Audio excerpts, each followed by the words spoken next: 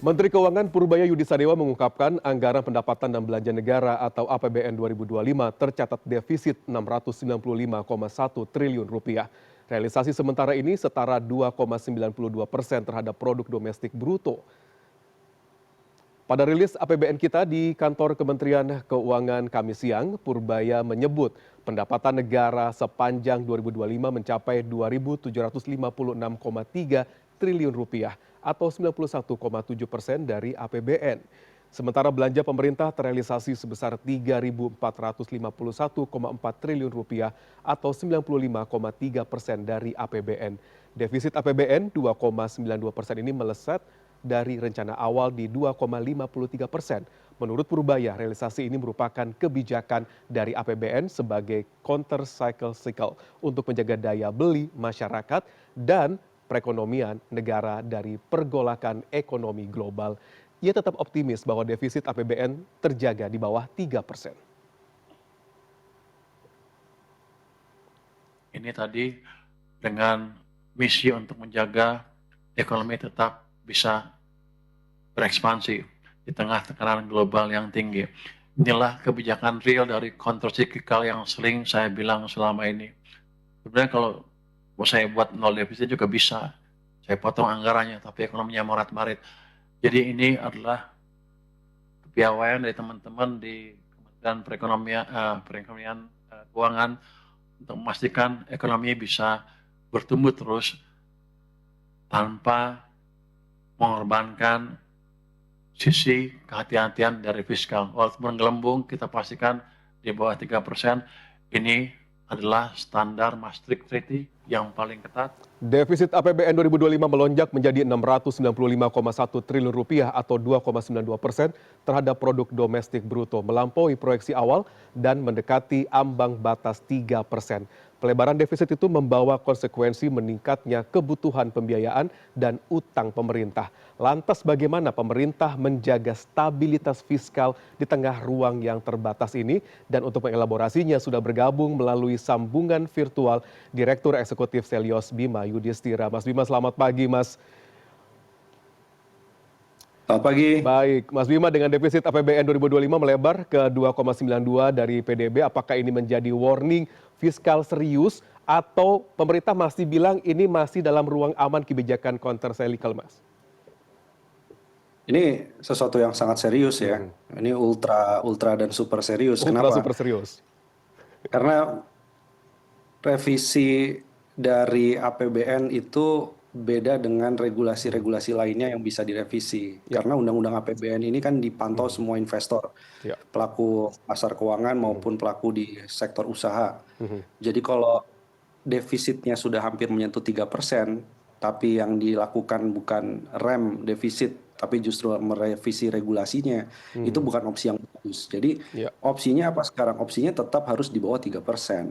Nah, kalau dilihat dari beberapa indikator, misalnya pemerintah nggak bisa lagi berarti mengandalkan sektor yang basisnya adalah komoditas. Kemudian yang industri pengolahan sepanjang 2025 itu kurang bagus kondisinya, masih akan ada tekanan sampai 2026. Selain itu dari sisi pendapatan misalnya dari bea keluar, meskipun ada kenaikan tapi kurang signifikan dibandingkan dari bea masuk yang justru mengalami penurunan. Tapi bukan berarti importasi yang masuk itu sebenarnya berkurang, itu justru menunjukkan ada problem dari konsumsi rumah tangga. Nah di sisi yang lain kalau dilihat dari belanja, sebenarnya Pak Purbaya ini harus mulai membaca datanya dengan benar. Kenapa? Karena kalau dia berkali-kali menyebut ini kebijakan untuk mendorong ekonomi counter cyclical dan sebagainya, sebenarnya yang harus dilihat apakah dengan pelebaran defisit belanjanya sudah tepat atau belum. Karena kalau dilihat sebenarnya efisiensi kan dilakukan di transfer daerah tuh. Ada 50 triliun lebih 2025 dipotong. 2024 realisasi dari transfer daerah juga sudah berkurang. Tapi problemnya kalau ditarik sentralisasi belanjanya ke pemerintah pusat lewat MBG, lewat Kopdes Merah Putih dan banyak program lainnya sekolah rakyat. Tapi belum dirasakan juga ke perekonomian. Jadi harusnya kalau fiskal atau APBN-nya belanja lebih agresif, itu kan dirasakan lapangan kerja, kemudian juga sentimen positif. Ini kalau dilihat di pasar keuangan, sentimennya juga nggak positif. Kenapa? Contohnya misalnya dari SRBI nih ya, surat utangnya Bank Indonesia, itu outflow-nya gede sekali tuh. Januari Desember itu 100 triliun lebih keluar duitnya. Ya. Kemudian dari sisi saham, IHSG-nya hampir 9.000 iya, tapi outflow masih terjadi 17 triliun rupiah Ya. sepanjang 2025. Jadi Oke. ini harus ada kalibrasi ulang bagaimana belanja yang agresif itu dan fiskal yang agresif itu bisa lebih tepat sasaran. Karena yang terjadi sekarang ini belanjanya besar, APBN-nya defisit hampir 3%, tapi belum dirasakan kepada dorongan di sektor pelaku usaha maupun sektor real. Baik. Nah, ini yang menjadi catatan. Ya, ya. Mas Bima, ini kan salah satunya adalah bagaimana lambannya penerimaan negara di sektor pajak gitu. Dan kalau menurut Mas Bima, sejauh mana shortfall penerimaan pajak menjadi penyebab utama defisit ini melebar dan apa implikasi jangka menengahnya gini terhadap basis penerimaan kita? Penerimaan pajak ini satu komponen, tapi harus diimbangi juga tadi dari sisi pengendalian belanja yang tepat sasaran. Nah, soal rasio pajak itu kan awalnya ditargetkan 10,2%. Tetapi soal rasio penerimaan pajak ini yang bisa dilakukan Pak Purbaya, kalau dia dorong untuk kepatuhan pada kelas menengah, itu nggak tepat. Justru per segmen aja dibagi. Kelompok menengah itu justru harusnya mendapatkan pengurangan tarif PPN. Ya. Kenapa? Dengan tarif PPN jangan dipikirkan akan ada pengurangan rasio pajak atau penerimaan pajak. Justru kalau PPN-nya dikurangi, pendapatan pajak dari industri pengolahan makanan, minuman, konsumsi itu bisa naik tuh Oke. secara akumulatif. Baik. Nah, kemudian penerimaan pajak kalau mau disasar di kelompok yang menengah atas, nah ini yang harus diburu, dikejar, tetapi tentu harus dengan transparansi sehingga nggak muncul persepsi dari pelaku usaha tebang pilih. Oke. Jadi hanya beberapa konglomerat yang disasar penerimaan pajaknya, kepatuhannya, sementara konglomerat yang lainnya misalnya tidak dikenakan pengejaran pajak yang proporsional. Sebenarnya itu. Jangan tebang pilih. Dan kalau tadi ngomongin masalah kelas menengah juga, tadi pemerintah memiliki program untuk menghapuskan PPh 21 untuk karyawan yang dengan gaji di bawah 10 juta. Udah itu bisa salah satu stimulus untuk mendongkrak terjadinya hal tersebut, Mas Bima. Nah ini kalau ngomongin masalah defisit yang di bawah 3% sendiri gitu Mas, untuk menjaga ruang fiskal. Apa konsekuensi ekonomi yang paling real jika defisit itu melampaui 3% dari batas aman ini, Mas? Kalau defisitnya melebihi 3%, maka investor confidence atau kepercayaan dari investornya akan turun. Dia akan minta bunga yang lebih mahal. Oke. Jadi dia akan minta ke Pak Purbaya. Pak Purbaya, satu, defisitnya melebar.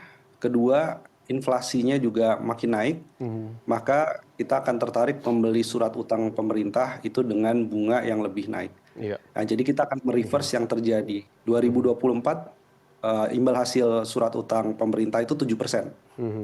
Dan berhasil diturunkan memang di 2025. Tapi kalau melanggar batas defisit, itu bisa naik bahkan sampai 2 kali lipat dibandingkan bunga di 2024. Jadi kita akan makin mahal membayar dan mencari pinjaman.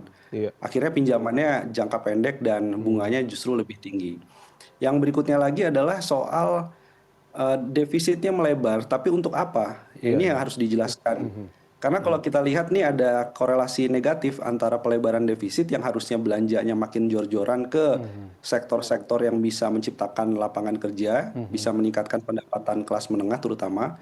Tapi yang terjadi adalah defisit melebar untuk apa? Karena pertumbuhan ekonominya tetap di level 5%. Nah, disinilah yang menjadi titik balik sebenarnya untuk melihat perlu nggak sih defisit dilebarkan, perlu nggak di atas 3%, kalau ternyata belanjanya nggak berkualitas.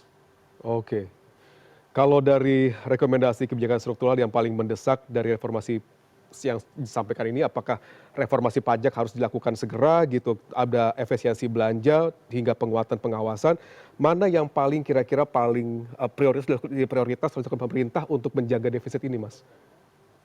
Ya, Pak Purbaya PR-nya 2026 adalah sering bilang tidak kepada programnya Pak Prabowo. Jadi inilah luxury ataupun privilege yang dimiliki oleh Menteri Keuangan.